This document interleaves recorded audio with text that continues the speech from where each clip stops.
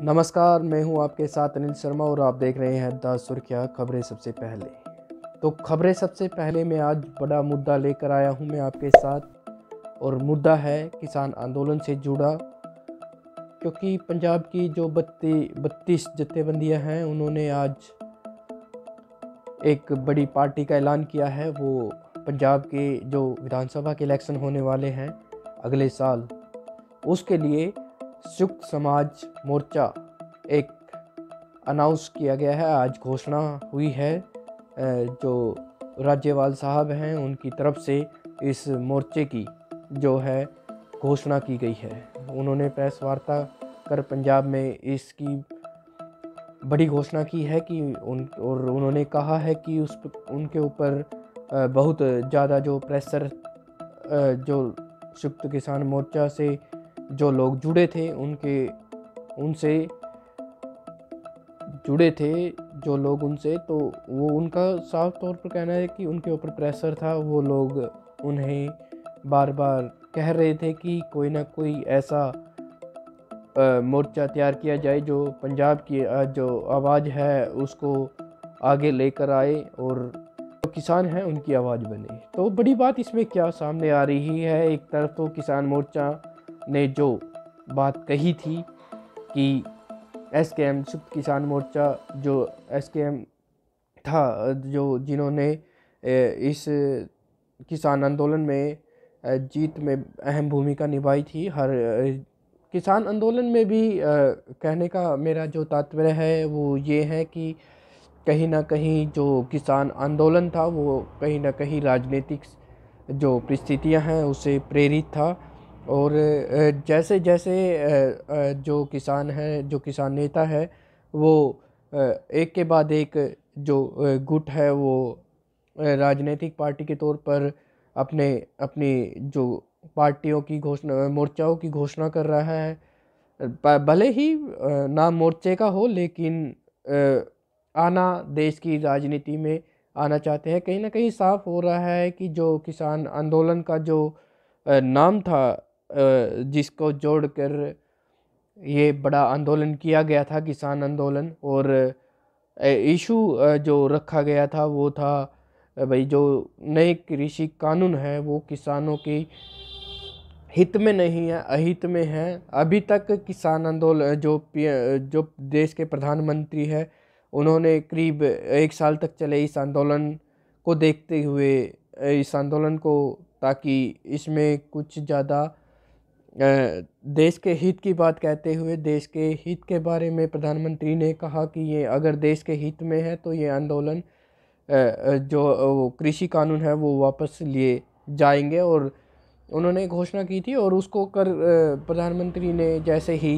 लोकसभा में सेशन चला, शीतकालीन सत्र, उसके पहले दिन ही जो कृषि कानून थे उनको जो नियम अनुसार वापस लिया। लेकिन उसके बाद जैसे ही किसान आंदोलनों की ज़बरदस्त वापसी हुई, जो दिल्ली के बॉर्डर थे वहाँ से, तो दिल्ली के बॉर्डरों से जैसे ही आंदोलन की वापसी हुई, तो अभी भी जगह जगह जो किसान आंदोलन से जुड़े किसान थे उनको सम्मानित किया जा रहा है। उसका सिलसिलावार जारी है। लेकिन इसी बीच एक बड़ी खबर आ रही है कि जो किसान मोर्चा था, क्या वो राजनीति से प्रेरित था?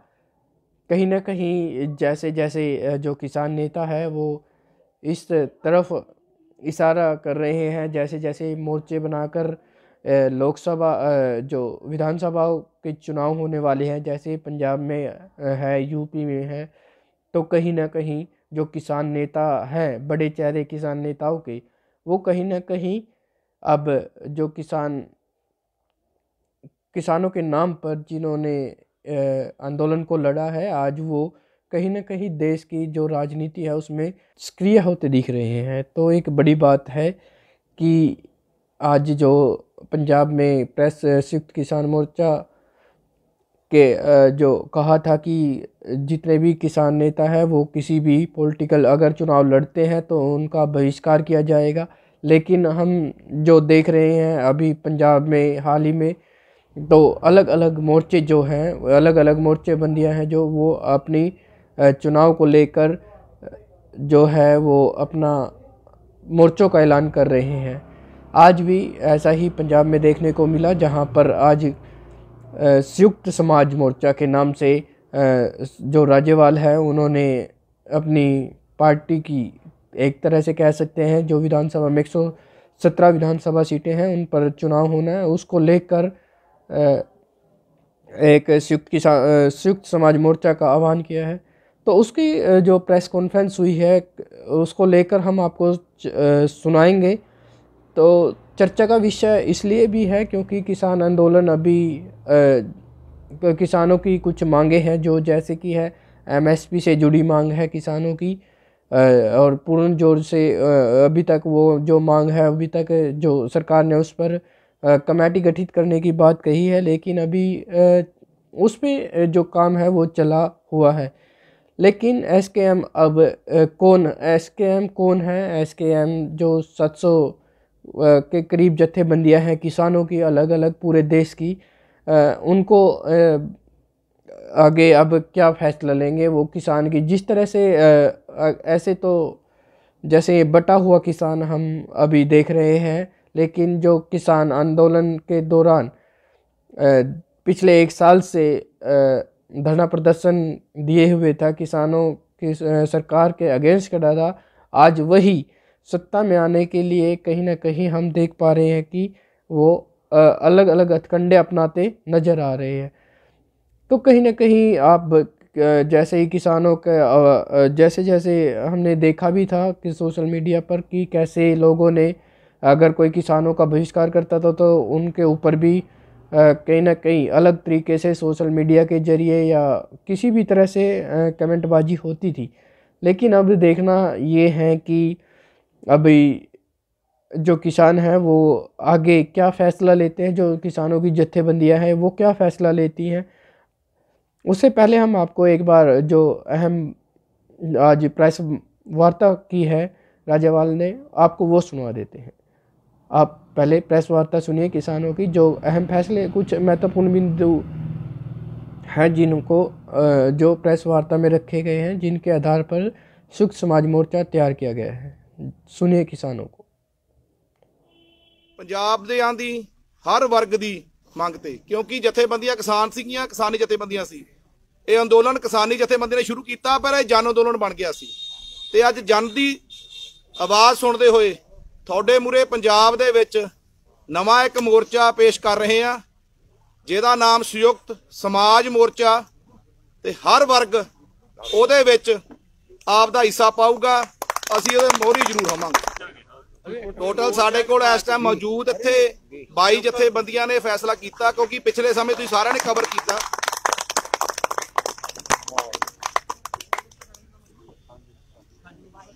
22 जथेबंदियां इत्थे हाजिर ने, ते बहरू साहब इत्थे हाजिर नहीं है, उन्होंने घर कोई घटना हो गई सी ते वो नहीं आए।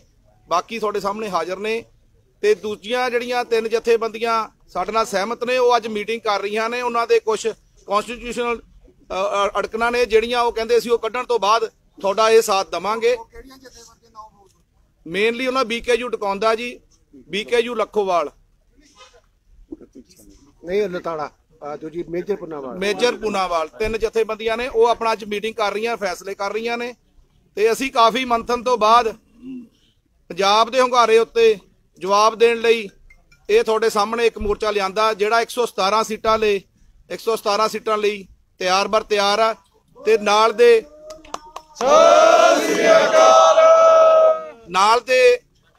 ਜਿਹੜੇ ਸਹਿਯੋਗੀ ਸਾਡੇ ਜਥੇਬੰਦੀਆਂ ਨੇ, ਜਿਨ੍ਹਾਂ ਸਾਡੇ ਤੱਕ ਪਹੁੰਚ ਕੀਤੀ, ਉਹਨਾਂ ਨੂੰ ਵੀ ਅਸੀਂ ਖੁੱਲਾ ਸੱਦਾ ਦਿੰਨੇ ਆ ਵੀ ਆਪਾਂ ਆਓ, ਆਪਾਂ ਨਵਾਂ ਪੰਜਾਬ ਸਿਰਜੀਏ।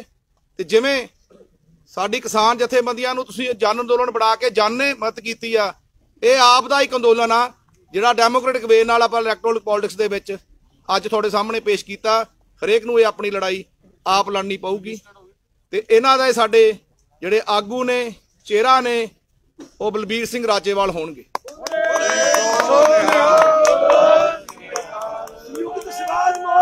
ਜਿੰਦਾਬਾਦ।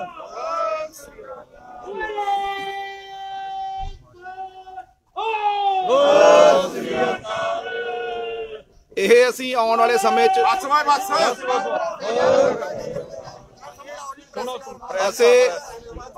ਅਸੀਂ ਆਉਣ ਵਾਲੇ ਸਮੇਂ ਦੇ ਵਿੱਚ ਤੁਹਾਨੂੰ ਅਗਲੀ ਐਕਟੀਵਿਟੀ ਜਿਹੜੀ ਵੀ ਹੁੰਦੀ ਆ ਉਹ ਤੁਹਾਡੇ ਮੂਹਰੇ ਲਿਆਵਾਂਗੇ ਤੇ ਜਿੰਨਾ ਕੁ ਸਾਡਾ ਬੰਧਨ ਹੋਇਆ ਅੱਜ ਤੁਹਾਡੇ ਸਾਹਮਣੇ ਨਾਮ ਤੇ 117 ਸੀਟਾਂ ਦੀ ਤਿਆਰੀ ਤੇ ਸਾਡੇ ਆਗੂ ਤੁਹਾਡੇ ਸਾਹਮਣੇ ਅਸੀਂ ਪੇਸ਼ ਕਰਦੇ। ਪਹਿਲਾਂ ਕਰ ਲੈਣ ਦਿਓ, ਕੁਐਸਚਨ ਬਾਅਦ ਕਰਿਓ ਤੁਸੀਂ। ਸਾਡੀ ਅੱਜ ਪ੍ਰਧਾਨਗੀ ਮੀਟਿੰਗ ਦੀ ਨਿਹਾਲ ਸਿੰਘ ਨੇ ਕੀਤੀ ਸੀ, ਨਿਹਾਲਗੜ੍ਹ ਨੇ ਕੀਤੀ, ਬਲਦੇਵ ਸਿੰਘ ਨਿਹਾਲਗੜ੍ਹ ਨੇ, ਉਹ ਤੁਹਾਡੇ ਮੂਹਰੇ ਪੇਸ਼ ਕਰਦੇ।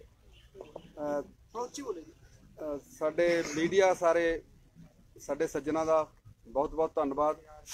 ਔਰ ਅੱਜ ਦੀ ਜਿਹੜੀ ਕਾਨਫਰੰਸ ਹੈ ਇਹ ਪੀਸੀ ਹੈ, ਇਹ ਬੜੀ ਮਹੱਤਵਪੂਰਨ ਹੈ ਕਿਉਂਕਿ ਕਿਸਾਨ ਦੀਆਂ ਜੁਝਾਰੂ ਜਥੇਬੰਦੀਆਂ ਅੱਜ ਰਾਜਨੀਤੀ ਦੇ ਵਿੱਚ ਲੋਕਾਂ ਦੀਆਂ ਇਸ਼ਾਵਾਂ ਨੂੰ ਧਿਆਨ 'ਚ ਰੱਖਦਿਆਂ ਦਾਖਲ ਹੋ ਰਹੀਆਂ ਨੇ ਕਿਉਂਕਿ ਪੰਜਾਬ ਦੀਆਂ ਇਹਨਾਂ ਜਥੇਬੰਦੀਆਂ ਤੇ ਹੋਰ 32 ਜਥੇਬੰਦੀਆਂ ਦੀ ਅਗਵਾਈ 'ਚ ਦਿੱਲੀ ਦੇ ਵਿੱਚ ਛਾਤੀ ਡਾਹ ਕੇ ਮੋਰਚਾ ਜਿਹੜਾ 1 ਸਾਲ ਲੜਿਆ ਹੈ ਉਹਦੇ ਵਿੱਚ ਜਿੱਤ ਪ੍ਰਾਪਤ ਕੀਤੀ ਹੈ। ਔਰ ਪੰਜਾਬ ਦੇ ਲੋਕਾਂ ਨੇ ਵੱਡੀ ਆਸ ਜਿਹੜੀ ਸਾਡੀ ਇਹਨਾਂ ਜਥੇਬੰਦੀਆਂ ਤੇ ਕੀਤੀ ਸੀ, ਉਹਨਾਂ ਨੂੰ ਧਿਆਨ 'ਚ ਰੱਖਦੇ, ਉਹਨਾਂ ਦੀਆਂ ਭਾਵਨਾਵਾਂ ਦੀ ਕਦਰ ਕਰਦੇ ਹੋਏ ਅਸੀਂ ਪੰਜਾਬ ਨੂੰ ਇੱਕ ਨਵੀਂ ਦਿਸ਼ਾ, ਇੱਥੇ ਦੇ ਜਿਹੜੇ ਲੋਕ ਨੇ ਜਿਨ੍ਹਾਂ ਦੀਆਂ ਸਮੱਸਿਆਵਾਂ ਦਾ ਕੋਈ ਹੱਲ ਅੱਜ ਦੀਆਂ ਰਾਜਨੀਤਿਕ ਪਾਰਟੀਆਂ ਤੋਂ ਕੋਲ ਨਹੀਂ ਹੋ ਰਿਹਾ, ਉਹਨਾਂ ਸਮੱਸਿਆਵਾਂ ਨੂੰ ਲੈ ਕੇ ਭਾਵੇਂ ਉਹ ਚਿੱਟੇ ਦਾ ਮਸਲਾ ਹੋਵੇ, ਚਾਹੇ ਖਨਨ ਦਾ ਮਸਲਾ ਹੋਵੇ, ਬਹੁਤ ਸਾਰੀਆਂ ਸਮੱਸਿਆਵਾਂ ਨੇ ਜਿਨ੍ਹਾਂ ਨਾਲ ਪੰਜਾਬ ਜੂਝ ਰਿਹਾ, ਉਹਨਾਂ ਦੇ ਸਮਾਧਾਨ ਦੇ ਵਾਸਤੇ ਅਸੀਂ ਚਾਹੁੰਦੇ ਹਾਂ ਕਿ ਜਿਸ ਤਰ੍ਹਾਂ ਸਾਡਾ ਸਾਥ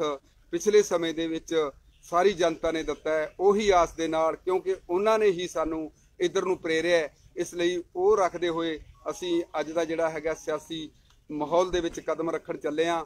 ਔਰ ਪੂਰਨ ਆਸ ਰੱਖਦੇ ਹਾਂ ਕਿ ਤੁਸੀਂ ਸਾਡੇ ਸਾਰੇ ਜਿਹੜੇ ਪੰਜਾਬ ਦੀ ਜਨਤਾ ਨੂੰ, ਹਰ ਵਰਗ ਦੀ ਜਨਤਾ ਨੂੰ ਅਸੀਂ ਇਹ ਵਿਸ਼ਵਾਸ ਵੀ ਦਿਵਾਉਣਾ ਚਾਹੁੰਦੇ ਹਾਂ ਕਿ ਜੋ ਸਾਡੇ ਤੇ ਭਰੋਸਾ ਕਰਨਗੇ ਅਸੀਂ ਉਹ ਤੇ ਕਿਤੇ ਵੱਧ ਜਿਹੜਾ ਇਹਨਾਂ ਸਮੱਸਿਆਵਾਂ ਦੇ ਹੱਲ ਲਈ ਅੱਗੇ ਵੱਧ ਕੇ ਕੰਮ ਕਰਾਂਗੇ ਤਾਂ ਕਿ ਪੰਜਾਬ ਨੂੰ ਦੀ ਜਵਾਨੀ ਨੂੰ ਬਚਾਇਆ ਜਾ ਸਕੇ, ਬਾਹਰੋਂ ਜਾਣ ਤੋਂ ਔਰ ਨਸ਼ਿਆਂ ਤੋਂ। ਉਹ ਸਾਰੀਆਂ ਸਮੱਸਿਆਵਾਂ ਜਿਹੜੀਆਂ ਤਾਂ ਦੂਰ ਹੋਣਗੀਆਂ ਜੇ ਇੱਕ ਸਮਰਥ ਜਿਹੜੇ ਲੋਕ ਨੇ, ਜਿਹੜੇ ਸਾਰੇ ਲਾਲਚਾਂ ਤੋਂ ਪਰੇ ਨੇ, ਉਹਨਾਂ ਦਾ ਤੁਸੀਂ ਜਿਹੜਾ ਪਿਛਲੇ ਸਮੇਂ ਦਾ ਕੰਮਕਾਜ ਦੇਖਿਆ ਉਹ ਇਸ ਮੋਰਚੇ ਦੇ ਵਿੱਚ ਸ਼ਾਮਲ ਨੇ। ਔਰ ਅਸੀਂ ਚਾਹੁੰਦੇ ਹਾਂ ਕਿ ਤੁਸੀਂ ਸਾਡਾ ਸਾਥ ਦਿਓ ਔਰ ਇਹ ਮੋਰਚਾ ਤੁਹਾਡੀਆਂ ਇਸ਼ਾਵਾਂ ਪੂਰੀਆਂ ਕਰੇ। ਸੰਧੂ ਸਾਹਿਬ ਕਰਨਗੇ ਪੇਸ਼। ਡੈਮੋਕ੍ਰੇਸੀ ਦਾ ਚੌਥਾ ਥੰਮ ਪ੍ਰੈਸ ਜਿਹੜੇ ਸਾਡੇ ਵਿੱਚ ਆਏ ਆ, ਤੁਸੀਂ ਸਾਡਾ ਬਹੁਤ ਸਾਥ ਦਿੱਤਾ ਮੋਰਚੇ ਦੌਰਾਨ। ਬਹੁਤ ਸਾਰੇ ਤੁਹਾਡੇ ਵਿੱਚੋਂ ਮੀਡੀਆ ਕਰਮਚਾਰੀ ਮੋਰਚੇ ਦੇ ਵਿੱਚ ਸ਼ਾਮਲ ਵੀ ਹੁੰਦੇ ਰਹੇ ਆ, ਜਿੱਥੇ ਆਪਣਾ ਕੰਮ ਮੀਡੀਆ ਦਾ ਕਰਦੇ ਸੀ ਉੱਥੇ ਨਾਲ ਸ਼ਮੂਲੀਅਤ ਵੀ ਸੀ ਇਹਨਾਂ ਦੀ। ਤੁਹਾਨੂੰ ਇੱਕ ਬੇਨਤੀ ਅਸੀਂ ਕਰਨੀ ਹੈ ਸਾਰੇ ਮੋਰਚੇ ਵੱਲੋਂ ਕਿ ਆਉਣ ਵਾਲੇ ਸਮੇਂ 'ਚ ਵੱਡੇ ਵੱਡੇ ਕਾਜ ਆ ਜਿਹਨੇ ਕਰੋੜਾਂ ਅਰਬਾਂ ਰੁਪਏ ਖਰਚ ਕਰਨੇ ਆ, ਪੇਡ ਚੈਨਲ ਬਣ ਜਾਂਦੇ, ਕਈ ਪੇਡ ਅਖਬਾਰਾਂ ਬਣ ਜਾਂਦੀਆਂ, ਉਹਦੇ ਸਮੱਧ ਸ਼ਾਇਦ ਅਸੀਂ ਨਾ ਹੋਈਏ। ਮਦਦ ਸਾਡੀ ਬਹੁਤ ਹੋਣੀ ਆ, ਪਰ ਤੁਸੀਂ ਸਾਡਾ ਸਾਥ ਨਾ ਛੱਡਿਓ ਜਿਵੇਂ ਅੱਗੇ ਨਹੀਂ ਛੱਡਿਆ। ਪਹਿਲਾ ਪੰਜਾਬ ਜਿਹੜਾ 1 ਨੰਬਰ ਸੀ 16ਵੇਂ ਨੰਬਰ ਚਲ ਗਿਆ, ਅਸੀਂ ਪੰਜਾਬ ਨੂੰ ਦੁਬਾਰਾ 1 ਨੰਬਰ 'ਤੇ ਲਿਆਉਣਾ ਚਾਹੁੰਦੇ ਹਾਂ।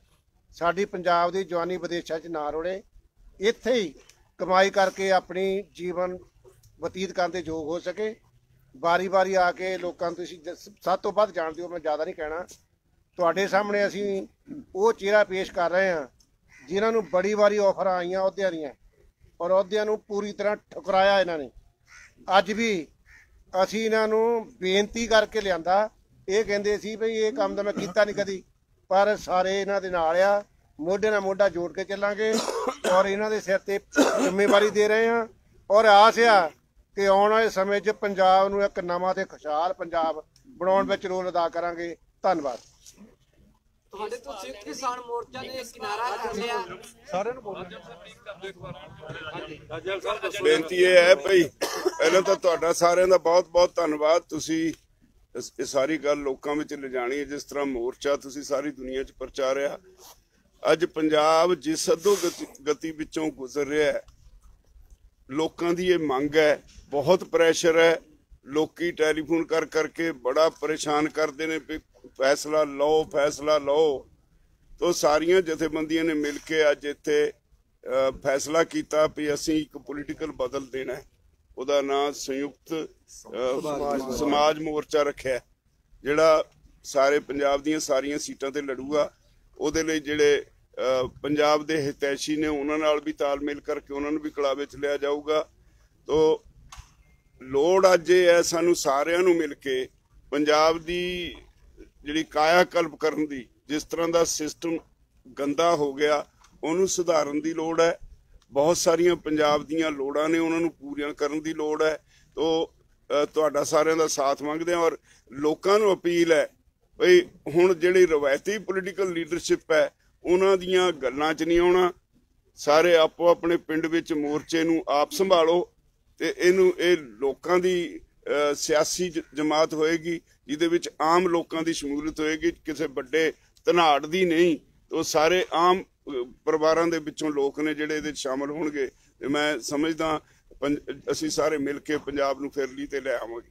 ਪਹਿਲਾਂ ਤਾਂ ਇੱਕ ਸਮਝ ਲਓ ਵੀ ਇਹ ਜਿਹੜਾ ਮੋਰਚਾ ਬਣਾਇਆ ਇਹ ਪੋਲੀਟੀਕਲ ਪਾਰਟੀ ਨਹੀਂ ਹੈ, ਮੋਰਚਾ ਇਲੈਕਸ਼ਨਾਂ ਲੜਨੀਆਂ, ਇਲੈਕਸ਼ਨ ਲੜਨ ਲਈ ਇਹ ਮੋਰਚਾ ਬਣਾਇਆ ਕਿਉਂਕਿ ਅਸੀਂ ਅਲੱਗ-ਅਲੱਗ ਜਥੇਬੰਦੀਆਂ ਹੈਗੀਆਂ ਤੇ ਮੋਰਚਾ ਤੁਹਾਡੇ ਸਾਹਮਣੇ ਜਿਹੜਾ ਪੁੱਛਿਆ ਗਿਆ ਸਵਾਲ ਆ ਵੀ ਇਹ ਰਜਿਸਟਰਡ ਹੈ ਜਾਂ ਨਹੀਂ ਹੈ। ਹੁਣ ਮੈਂ ਤੁਹਾਡੀ ਵਾਲੀ ਗੱਲ ਤੇ ਆਉਣਾ, ਉਹ ਇੱਧਰ ਜਵਾਬ ਸੀਗਾ। ਤੁਹਾਡੇ ਵਾਲੀ ਗੱਲ ਇਹ ਹੈ ਵੀ ਉਹ ਆਪਾਂ ਗੈਰ ਸਿਆਸੀ ਤੌਰ ਤੇ ਲੜੇ ਸੀ, ਆਪਾਂ ਗੈਰ ਸਿਆਸੀ ਤੌਰ ਤੇ ਇੱਥੋਂ ਗਏ, ਕੋਈ ਸਿਆਸਤ ਦੇ ਬੰਦੇ ਨੂੰ ਆਪਾਂ ਸਟੇਜ ਤੇ ਨਹੀਂ ਚੜ੍ਹ ਦਿੱਤਾ ਕਿਉਂਕਿ ਆਪਾਂ ਗੈਰ ਸਿਆਸੀ ਤੌਰ ਤੇ ਜਿੱਤੇ। ਤੁਸੀਂ ਉਹਦਾ ਤੁਹਾਡਾ ਆਨਸਰ ਇਹ ਆ ਵੀ ਇਸ ਮੋਰਚੇ ਨੂੰ ਜੋ ਜਿੱਤਣ ਤੋਂ ਬਾਅਦ ਅਸੀਂ ਆਏ, ਜਿਹੜੇ ਸਾਡੇ ਨਾਲ ਲੋਕ ਜੁੜੇ ਉਹ ਗੈਰ ਸਿਆਸੀ ਤੌਰ ਤੇ ਸਾਡੇ ਨਾਲ ਜੁੜੇ ਨੇ, ਉਹ ਜਦੋਂ ਜਾ ਕੇ ਪਿੰਡਾਂ 'ਚ ਗਏ ਤੇ ਉਹ ਕਹਿੰਦੇ ਵੀ ਅਸੀਂ ਹੁਣ 1.25 ਸਾਲ ਦੀ ਸਾਰੀ ਸਿਆਸਤਾਂ ਛੱਡ ਕੇ ਤੁਹਾਡੇ ਮਗਰ ਲੱਗ ਗਏ। ਅਸੀਂ ਤਾਂ ਆਪਣੇ ਚਾਚੇ ਤਾਇਆਂ ਨਾਲ ਵੀ ਦੁਸ਼ਮਣੀਆਂ ਲੈ ਲਈਆਂ, ਅਸੀਂ ਕਦੇ ਕੋਈ ਪ੍ਰੋਗਰਾਮ ਨਹੀਂ ਸਿਆਸੀ ਹੋਣ ਦਿੱਤਾ ਤੇ ਸਾਨੂੰ ਵੀ ਲੜ ਫੜੋ। ਇਹ ਡੈਮੋਕ੍ਰੈਟਿਕ ਆਪਾਂ ਸਟੇਟ 'ਚ ਰਹਿੰਦੇ ਆ, ਡੈਮੋਕ੍ਰੇਸੀ ਨੂੰ ਮੰਨਣ ਵਾਲੇ ਲੋਕ ਆ ਤਾਂ ਵੋਟ ਤਾਂ ਹਰੇਕ ਨੇ ਪਾਉਣੀ ਆ ਤੇ ਇੱਕ ਗੁੱਟ ਬਣਾ ਕੇ ਜ਼ਰੂਰ ਸਾਡੇ ਮੂਹਰੇ ਪੇਸ਼ ਕਰੋ ਜਿਹੜਾ ਆਪਾਂ ਅਗਲੇ ਪੰਜਾਬ ਲਈ ਸੁਰਜਿਆ ਜਾ ਸਕੇ। ਇਹ ਉਹਨਾਂ ਦੀਆਂ ਮਜਬੂਰੀਆਂ ਨੇ ਸਾਨੂੰ ਇੱਥੇ ਲੈ ਕੇ ਆਂਦਾ। ਕਿਤੇ ਸਾਡਾ ਇਹ ਮੋਰਚਾ ਬਣਾਉਣ ਲਈ ਜਾਂ ਪੋਲੀਟੀਕਲ ਪਾਰਟੀ ਬਣਾਉਣ ਲਈ ਜਾਂ ਤਿਆਰੀ ਹੁੰਦੀ ਤਾਂ ਰਜਿਸਟਰਡ ਪਾਰਟੀ ਹੁੰਦੀ, ਆਪਣੇ ਕੋਲ ਚੋਣ ਨਿਸ਼ਾਨ ਹੁੰਦੇ, ਉਹੋ ਜੀ ਕੋਈ ਗੱਲ ਨਹੀਂ। ਹਾਲੇ ਮੋਰਚਾ ਬਣਾ ਕੇ ਤੁਹਾਡੇ ਮੂਹਰੇ ਰੱਖਿਆ, ਇੱਕ ਤਰ੍ਹਾਂ ਦੀ ਨਵੀਂ ਸਵੇਰ ਆ। ਬਿਲਕੁਲ ਤੁਹਾਡੀ ਗੱਲ ਠੀਕ ਆ, ਲੀਕ ਤੋਂ ਹਟ ਕੇ ਇੱਕ ਨਵੀਂ ਲੀਕ ਖਿੱਚ ਰਹੇ ਆ। ਇਹ ਕਿਵੇਂ ਆਉਂਦੀ ਆ ਇਹ ਸਮਾਂ ਦੱਸੂਗਾ। ਸੰਯੁਕਤ ਮੋਰਚਾ 475 ਜਥੇਬੰਦੀਆਂ ਦਾ ਆ, ਪੰਜਾਬ ਦੀਆਂ 32 ਜਥੇਬੰਦੀਆਂ ਆ, 22 ਤੁਹਾਡੇ ਕੋਲ ਬੈਠੀਆਂ, 3 ਦਿਨਾਂ ਬਾਅਦ ਹੋਰ ਆਉਣਗੀਆਂ। ਇਹ ਤੁਹਾਡੇ ਨਾਲ ਵਾਅਦਾ ਕਰਦੇ ਆ। ਔਰ ਜਿਹੜੇ ਦੂਜੇ ਆ ਉਹ ਅਸੀਂ ਕੱਲ ਮੁੱਲਾਂਪੁਰ ਮੀਟਿੰਗ ਕੀਤੀ ਆ, ਉਹ ਸਾਡਾ ਵਿਰੋਧ ਨਹੀਂ ਕਰ ਰਿਹਾ।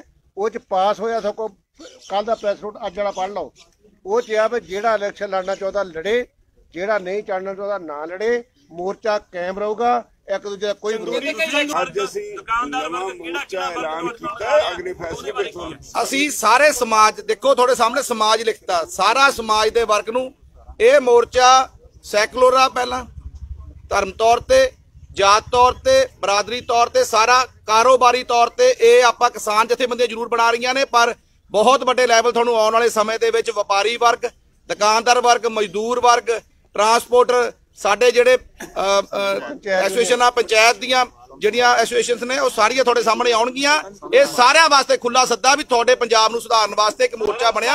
ਇਹਦਾ तो आपने सुना कि जो किसान नेता है जिन्होंने आज प्रेस वार्ता कर अपना जो बातें हैं किस आधार पर वो संयुक्त समाज मोर्चा लेकर आ रहे हैं और विधानसभा चुनाव में जो 117 सीटें हैं उन पर चुनाव लड़ने की जो तैयारी है वो उसका ऐलान कर चुके हैं। फ़िलहाल आपकी क्या राय है इस मसले को लेकर, क्योंकि मसला बहुत बड़ा है और जुड़ा है किसान आंदोलन से, किसान की भावनाओं से, क्योंकि जैसे जैसे माना जा रहा था कि जो बीजेपी के नेता हैं, जो पार्टी वर्कर्स हैं, वो उनका विरोध हुआ था।